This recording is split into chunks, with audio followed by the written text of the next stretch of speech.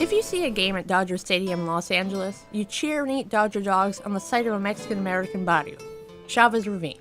The community was actually 3 barrios, Palo Verde, La Loma, and Bishop. In July 1950, residents received a notice that their homes would be destroyed to make way for a new public housing project called Elysian Park Heights.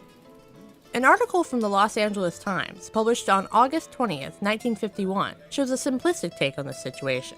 The headline reads, "Settlement losing battle for its life. Bitter residents slowly yield to housing project."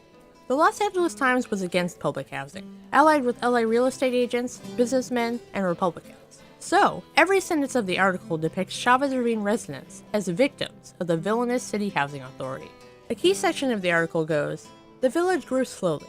It grew almost completely ignored by Los Angeles. It stayed behind its hills and let the city's towers and freeways rise beyond them. Spanish was spoken more often than English." According to the author, this isolation was unquestionably a good thing, a romantic thing for its residents. But was Chavez Ravine really a tiny Mexican village?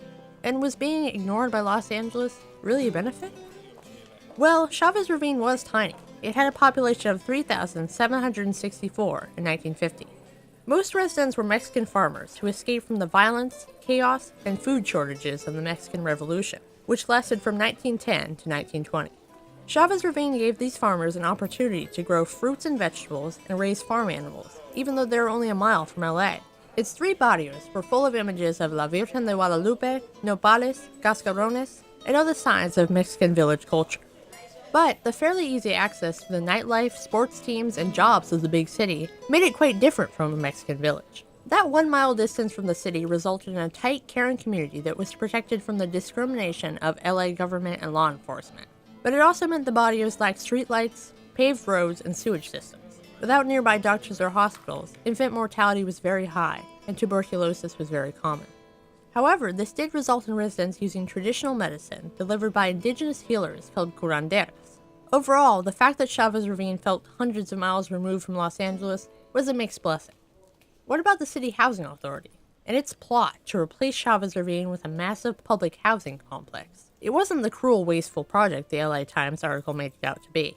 Instead, it was a desperate attempt to solve LA's massive housing shortage. The City Housing Authority wanted to use the open space of Chavez Ravine, which then housed 3,764 residents, to shelter a staggering 17,000 residents. These liberal reformers also wanted to replace slums with neighborhoods accepting a variety of economic classes. They declared Chavez Ravine a slum because some homes lacked toilets and running water, and other homes were poorly built. But many residents resented the slum designation. Many didn't want to move out because they liked the isolation, the community, or the farming. Plus, racial covenants, rules banning non-whites from living in certain areas, were still entirely legal in the US. Therefore, the only housing available to Mexican Americans in LA were the urban barrios or Chavez Ravine, which many preferred. Ironically, the Elysian Park Heights development was never built. Public housing lost support when people began to associate it with communism. However, the majority of Chavez Ravine residents had already sold their houses or been evicted. In 1957, LA city government made plans with the Dodgers to use all 300 acres of Chavez Ravine for a new baseball stadium. The LA police forcibly removed the last residents of Chavez Ravine from their homes. And in 1959, Dodger Stadium opened for its first game. The stadium was far more lucrative for Los Angeles than Chavez Ravine could ever be. The stories of Chavez Ravine show there's a historical pattern behind the displacement of Latinos from their homes. Other stories of Latino displacement in LA, like the dislocation of Mexican East LA to build freeways, contain similar combinations of good intentions and bad choices. These days, Chavez Ravine no longer exists, but Latino barrios in LA sure do. And minority displacement hasn't disappeared. Nowadays, we just call it gentrification.